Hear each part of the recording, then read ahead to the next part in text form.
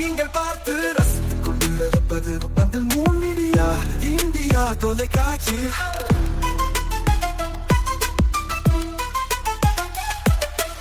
நீங்கள் பார்த்து ரசித்துக் கொண்டிருப்பது உங்கள் மீடியா இந்தியா தொலைக்காட்சி. நீங்கள் பார்த்து ரசித்துக் கொண்டிருப்பது உங்கள் மீடியா இந்தியா தொலைக்காட்சி. நீங்கள் பார்த்து ரசித்துக் கொண்டிருப்பது உங்கள் மீடியா இந்தியா தொலைக்காட்சி. நாளும் ஒரு திருக்குறள். அறத்துப்பால். இல்வாழ்க்கை. வையத்துள் வாழ்வாங்கு வாழ்வான் வானுரையும் தெய்வத்துள் வைக்கப்படும். விளக்கம். மனைவியுடன் வாழும் வாழ்க்கையை சிறப்பாக வாழ்பவன் உலகில் வாழ வேண்டிய அறநெறியில் நின்று வாழ்கின்றவன் வானில் வாழ்வதாக சொல்லப்படும் தெய்வத்துக்கு இணையாக வைத்து மதிக்கப்படுவான். வணக்கம். மூன் மீடியா செய்திகள். இன்றைய தலைப்புச் செய்திகள். தற்காலிக சபாநாயகராக பதவியேற்றார் அன்பழகன். லோக் நிவாஸில் பதவி பிரமாணம் செய்து வைத்தார் துணைநிலை ஆளுநர்.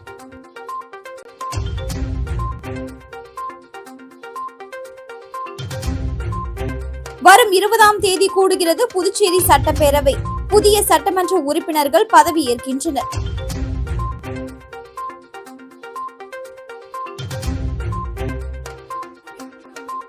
தட்டாஞ்சாவடி தொகுதி எம்எல்ஏ பதவியை ராஜினாமா செய்தார் முதல்வர் ரங்கசாமி. என்ஆர் காங்கிரஸ் சார்பில் முன்னாள் எம்எல்ஏ அசோக் ஆனந்த் போட்டியிட உள்ளார்.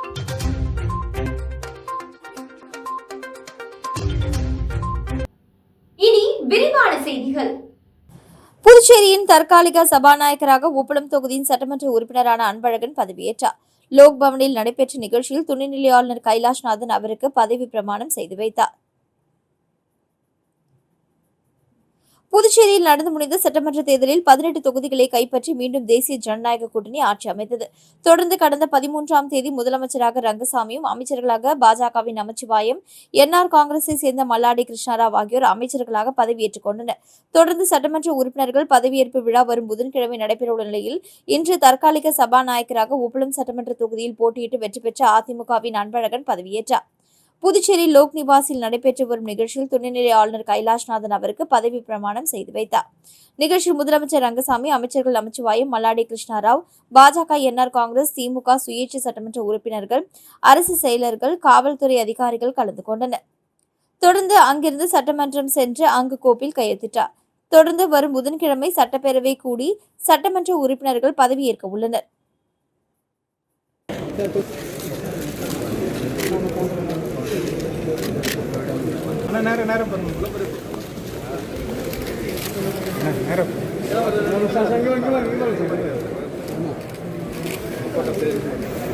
இந்த பக்கம் அண்ணா அங்கே பாருங்கண்ணா. அண்ணா அங்கே பாருங்கண்ணா.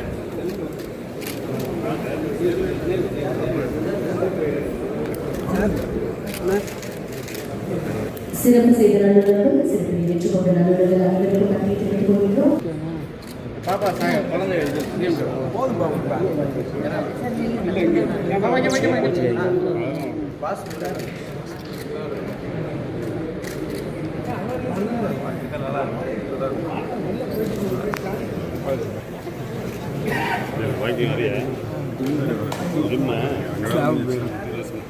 வெயிலா இருக்குல்ல.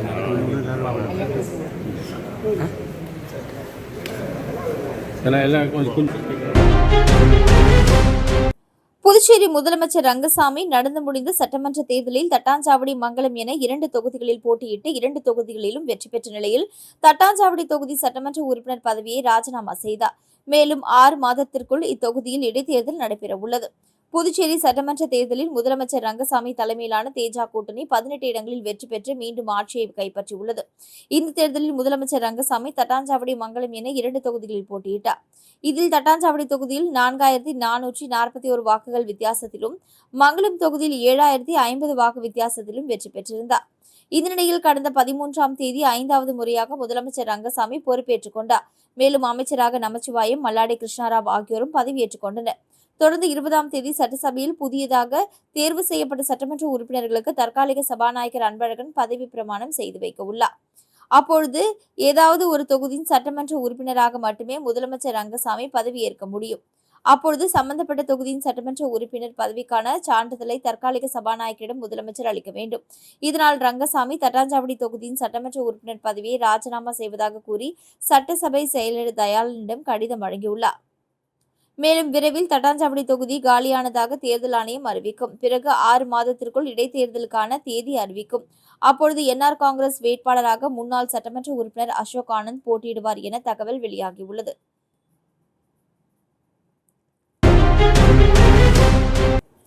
புதுச்சேரியில் தற்காலிக சபாநாயகராக அதிமுக உப்பளம் தொகுதியின் சட்டமன்ற உறுப்பினரான அன்பழகன் பதவியேற்றார். லோக்பவனில் நடைபெற்ற நிகழ்ச்சியில் துணைநிலை ஆளுநர் கைலாஷ்நாதன் அவருக்கு பதவி பிரமாணம் செய்து வைத்தார். மேலும் புதிதாக தேர்ந்தெடுக்கப்பட்ட உறுப்பினர்களுக்கு வருகின்ற 20ஆம் தேதி சட்டசபையில் பதவியேற்பு செய்யப்படும் எனவும் தற்காலிக சபாநாயகர் அன்பழகன் தெரிவித்துள்ளார். புதுச்சேரியில் நடந்து முடிந்த சட்டமன்ற தேர்தலில் 18 தொகுதிகளை கைப்பற்றி மீண்டும் தேசிய ஜனநாயக கூட்டணி ஆட்சி அமைத்தது. தொடர்ந்து கடந்த 13ஆம் தேதி முதலமைச்சராக ரங்கசாமியும், அமைச்சராக பாஜகவின் நமச்சிவாயம், என்ஆர் காங்கிரஸை சேர்ந்த மல்லாடி கிருஷ்ணாராவ் ஆகியோர் அமைச்சர்களாக பதவியேற்றுக் கொண்டனர். தொடர்ந்து சட்டமன்ற உறுப்பினர்கள் பதவியேற்பு விழா வரும் புதன்கிழமை நடைபெறவுள்ள நிலையில் இன்று தற்காலிக சபாநாயகராக உப்பளம் சட்டமன்ற தொகுதியில் போட்டியிட்டு வெற்றி பெற்ற அதிமுகவின் அன்பழகன் பதவியேற்றார். புதுச்சேரி லோக் நிவாசில் நடைபெற்ற வரும் நிகழ்ச்சியில் துணைநிலை ஆளுநர் கைலாஷ்நாதன் அவருக்கு பதவி பிரமாணம் செய்து வைத்தார். நிகழ்ச்சி முதலமைச்சர் ரங்கசாமி, அமைச்சர்கள் நமச்சிவாயம், மல்லாடி கிருஷ்ணாராவ், பாஜக, என்ஆர் காங்கிரஸ், திமுக சுயேட்சை சட்டமன்ற உறுப்பினர்கள், அரசு செயலர்கள், காவல்துறை அதிகாரிகள் கலந்து கொண்டனர். தொடர்ந்து அங்கிருந்து சட்டமன்றம் சென்று அங்கு கோப்பில் கையெழுத்திட்டார். தொடர்ந்து வரும் 20ஆம் தேதி புதன்கிழமை புதிதாக தேர்ந்தெடுக்கப்பட்ட சட்டமன்ற உறுப்பினர்கள் பதவியேற்க உள்ளதாக தற்காலிக சபாநாயகர் அன்பழகன் தெரிவித்துள்ளார். 16வது சட்டப்பேரவையின் புதிதாக தேர்ந்தெடுக்கப்பட்ட அத்தனை உறுப்பினர்களும் உறுதிமொழி ஏற்பதற்காக சட்டப்பேரவை கூட்டம் எதிர்வரும் 20ஆம் தேதி காலை 9:30 மணி அளவில் பேரவை கூட்டத்தில் நடைபெறும் என்பதை தெரிவித்துக் கொள்கிறேன்.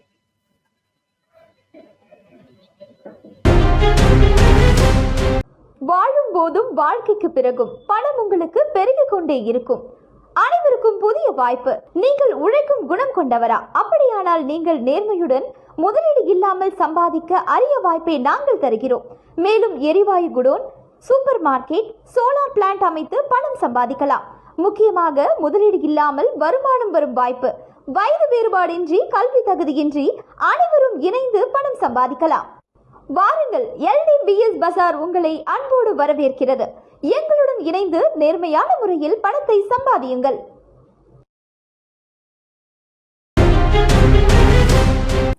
தமிழக முதல்வராக தாவேகா தலைவர் விஜய் பொறுப்பேற்றதையொட்டியும் அவர் நிரந்தர முதல்வராக நீடிக்க வேண்டியும் செங்கல்பட்டு பகுதியைச் சேர்ந்த கணவன் மனைவி மொட்டையடித்து குடும்பத்துடன் நேர்த்திக்கடன் செலுத்தினர்.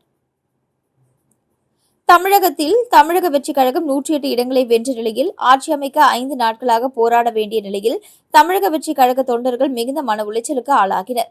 ஆட்சி அமைய வேண்டும் என தொண்டர்கள் எதிர்பார்த்து கொண்டிருந்தனர். அப்பொழுது செங்கல்பட்டு மாவட்டத்தைச் சேர்ந்த தாவேகா மகளிரணி தலைவி தாவேகா தலைவர் விஜய் முதலமைச்சர் ஆக வேண்டும் என்று புதுச்சேரி வீராம்பட்டினம் பகுதியில் உள்ள செங்கழுநீர் அம்மனை வேண்டிக் கொண்டார். அதன்படி தாவேகா தலைவர் விஜய் தமிழக முதலமைச்சராக பொறுப்பேற்றுக் கொண்டதால் தன்னுடைய வேண்டுதல் படி புதுச்சேரி வீராம்பட்டினம் பகுதியில் உள்ள செங்கழுநீர் அம்மன் கோவிலில் கணவன் மனைவியாக தங்களது வேண்டுதலை மொட்டையடித்து நிறைவேற்றினர். மேலும் அவர் நிரந்தர முதல்வராக வேண்டும் என வேண்டிக் கொண்டு தங்களது வேண்டுதலை குடும்பத்துடன் நிறைவேற்றினர். செங்கல்பட்டு மாவட்டத்துலேருந்து வரோம். இப்போது தளபதி சிஎம் ஆகிறதுக்காக நாங்கள் ரொம்ப உழைச்சோம். தளபதி மக்களால் தேர்ந்தெடுக்கப்பட்டிருக்காரு. அப்படி ஒரு வெற்றி வேட்பாளர் தேர்ந்தெடுக்கப்பட்ட 108 சீட்டில் அவர் ஜெயிச்சோம். அவர் முதலமைச்சராக ஆக முடியாத ஒரு சுச்சுவேஷன் வரப்போ என் தளபதி ஜெயிச்சே ஆகணும், மக்களுக்காக அவர் ஒர்க் பண்ண வந்திருக்காரு, இவருக்கே இப்படி ஒரு கடுமையான ஒரு நேரம் வந்திருக்குன்ற ஒரு முடிவில் 4 நாளாக சரியாக நாங்கள் தூங்கலை. நல்ல ஒரு எப்படி சொல்கிறது, ஒரு நிம்மதியான ஒரு நல்ல நாள் இல்லை எங்களுக்கு. அந்த ஒரு கண்டிஷனில் எப்படியாவது தளபதி ஜெயிச்சே ஆகணும், கடவுள்கிட்ட ரொம்ப நேசித்து மன உருகி வேண்டிட்டு காணிக்க தரமா முடி காணிக்க தர, கண்டிப்பாக என் தளபதி எப்படியாவது சிஎம் ஆகிடணும் அப்படின்ற ஒரு கோரிக்கையை ரொம்ப கடுமையான ஒரு வேண்டுதலாக வேண்டிட்டேன். அது நல்லபடியாக ஜெயிச்சிட்டாரு. அதுக்காக நான் அம்மனுக்காக முடி காணிக்கை கொடுக்க வந்திருக்கோம்.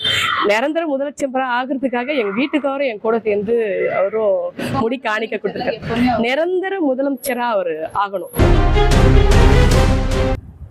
புதுச்சேரி நகர பகுதியில் உள்ள விடுதியில் பணிபுரியும் ஊழியரின் இருசக்கர வாகனத்தை மர்ம நபர் திருடிச் செல்லும் சிசிடிவி காட்சிகள் வெளியாகியுள்ளது. மேலும் நகர பகுதியில் கடந்த 2 நாட்களில் 4 ஸ்பெண்டர் வாகனங்கள் தொடர்ந்து திருட்டு. கடலூர் மாவட்டத்தை சேர்ந்தவர் பிரவீன் ராபர்ட். இவர் புதுச்சேரியின் நகர பகுதியில் செஃப்ரான் வீதியில் உள்ள ஒரு தனியார் விடுதியில் பணிபுரிந்து வருகிறார். இந்த நிலையில் இவர் கடந்த 13ஆம் தேதி அன்று காலை வழக்கம் போல பணிக்கு சென்று தனது புதிய ஸ்பிளெண்டர் இருசக்கர வாகனத்தை விடுதியின் எதிர்சாலையில் நிறுத்திவிட்டு பணிக்கு சென்றவர் மாலை மீண்டும் வந்து பார்த்தபொழுது தனது இருசக்கர வாகனம் மாயமாகி இருப்பதை கண்டு அதிர்ச்சியடைந்தார். அங்கு பொருத்தப்பட்டிருந்த சிசிடிவி காட்சிகளை ஆய்வு செய்து அதில் 50 வயது மதிக்கத்தக்க நபர் ஒருவர் மாலை 4 மணி அளவில் வெள்ளை சட்டை காவி வேட்டி அணிந்து கொண்டு பிரவீனின் இருசக்கர வாகனத்தை திருடி செல்வது பதிவாகியிருந்தது. இதனைத் தொடர்ந்து சிசிடிவி காட்சிகளுடன் பிரவீன் பெரியகடை காவல் நிலையத்தில் புகார் அளித்தார். அதன் பேரில் போலீசார் வழக்கு பதிவு செய்து சிசிடிவி காட்சிகளை கொண்டு இருசக்கர வாகன திருட்டில் ஈடுபட்ட மர்ம நபர்களை தேடி வருகின்றனர். மேலும் புதுச்சேரி நகர பகுதியில் கடந்த 2 நாட்களில் ஸ்பெண்டர் வாகனங்கள் மட்டும் குறிவைத்து 4 வாகனங்கள் திருடு போய் உள்ள நிலையில் பிரவீன் வாகனத்தை திருடிய அதே நபர்தான் மற்ற திருட்டுகளிலும் ஈடுபட்டுள்ளாரா எனவும் தீவிர விசாரணை. புதுச்சேரியில் நடைபெற்ற தென்னிந்திய அளவிலான மல்யுத்த போட்டியில் வெற்றி பெற்ற வீரர்களுக்கு முதலமைச்சர் ரங்கசாமி பரிசுகளை வழங்கி பாராட்டினார். புதுச்சேரி மல்யுத்தம் சங்கம் சார்பில் தென்னிந்திய அளவிலான மல்யுத்தம் போட்டி கடந்த 15ஆம் தேதி தொடங்கி 3 நாட்கள் நடைபெற்றது. ஆந்திரா, கேரளா, தெலுங்கானா, கர்நாடகா, தமிழகம் மற்றும் புதுச்சேரியை சேர்ந்த 400க்கும் மேற்பட்ட வீரர் வீராங்கனைகள் பங்கேற்று விளையாடினர்.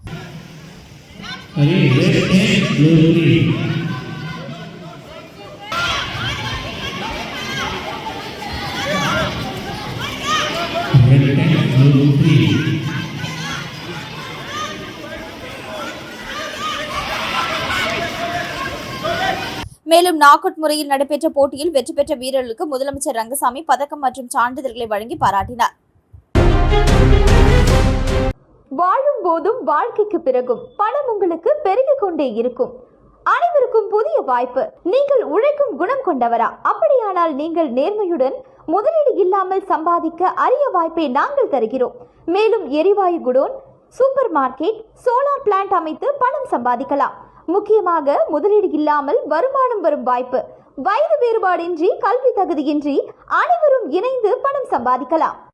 வாருங்கள், LDBS பஜார் உங்களை அன்போடு வரவேற்கிறது.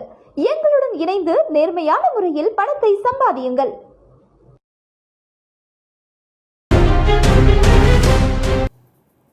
திருநள்ளாறு தொகுதி சட்டமன்ற உறுப்பினர் GNS ராஜசேகரன் தொகுதி மக்களுக்கு நன்றி தெரிவித்தார். புதுச்சேரி சட்டமன்ற தேர்தலில் திருநள்ளாறு தொகுதி பாஜக வேட்பாளராக போட்டியிட்டு காரைக்கால் மாவட்டத்திலேயே அதிகப்படியான வாக்குகள் வித்தியாசத்தில் வெற்றி பெற்ற சட்டமன்ற உறுப்பினர் GNS ராஜசேகரன் வெற்றி பெற்ற அன்றே தொகுதி மக்களுக்கு நன்றி தெரிவித்தார். ஆனால் முறையாக ஒவ்வொரு பகுதிக்கும் சென்று நன்றி தெரிவிக்கும் விதமாக இன்று திருநள்ளாறு தொகுதியின் எல்லை பகுதியான அம்பகரத்தூர், கண்ணாப்பூர் உள்ளிட்ட பகுதிகளில் உள்ள திருநள்ளாறு தொகுதி மக்களுக்கு அனைத்து தெருக்களிலும் வாகனம் மூலமும் நடந்து சென்றும் நன்றி தெரிவித்தார். அப்பொழுது சட்டமன்ற உறுப்பினர் GNS ராஜசேகரனை மக்கள் ஆரவாரமாக பட்டாசு வெடித்தும் ஆரத்தி எடுத்தும் ஆர்வமாக வரவேற்றனர்.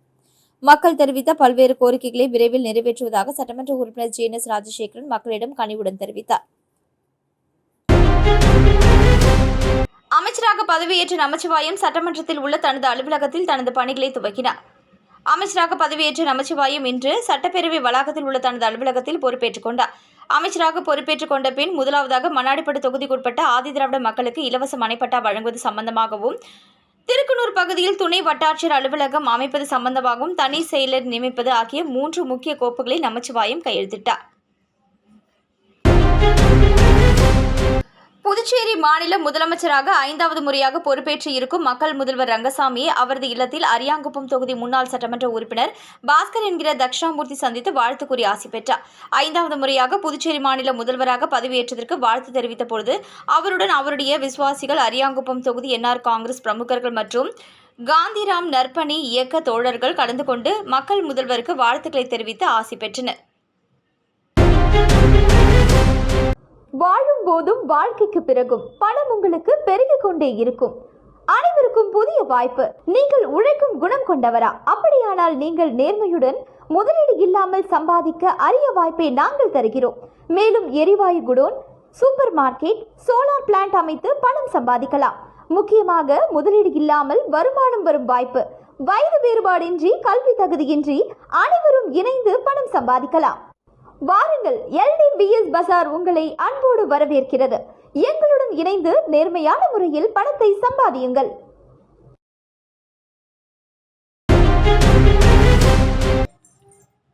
அரியாங்குப்பம் பகுதியில் சர்வதேச ரோட்டரி சங்கம் மற்றும் ஜோதி கண் பராமரிப்பு மையம் இணைந்து நடத்திய மருத்துவ முகாம் காங்கிரஸ் பொதுச் செயலாளர் விஜயலட்சுமி ஜெயமூர்த்தி தலைமையில் நடைபெற்றது.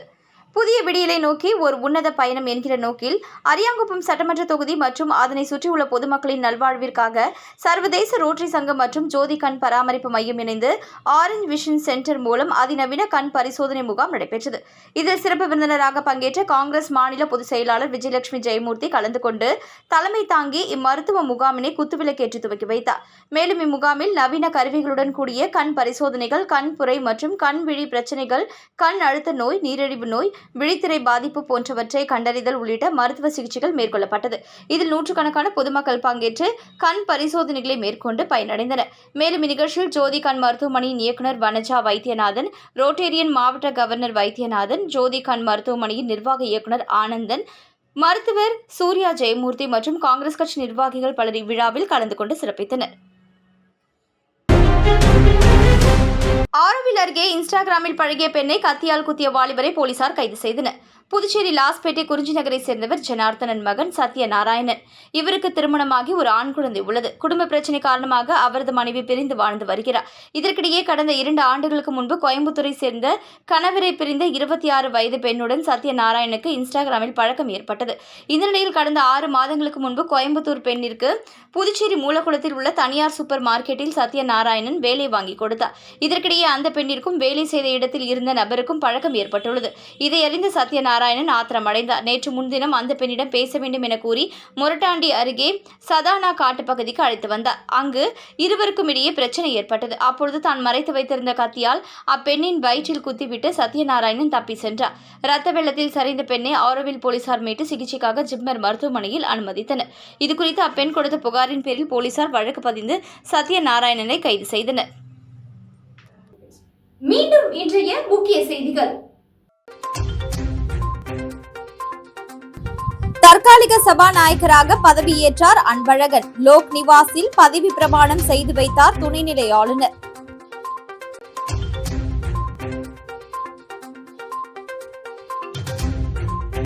வரும் 20ஆம் தேதி கூடுகிறது புதுச்சேரி சட்டப்பேரவை. புதிய சட்டமன்ற உறுப்பினர்கள் பதவியேற்கின்றனர்.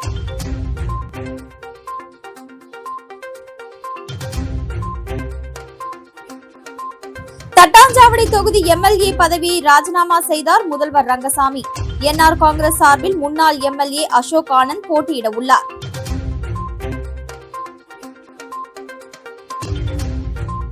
இத்துடன் செய்திகள் நிறைவடைந்தன. வணக்கம். செய்திகளை உடனுக்குடன் தெரிந்து கொள்ள மூன் மீடியா வாட்ஸ்அப் சேனலுடன் இணைந்திருங்கள். நன்றி, வணக்கம்.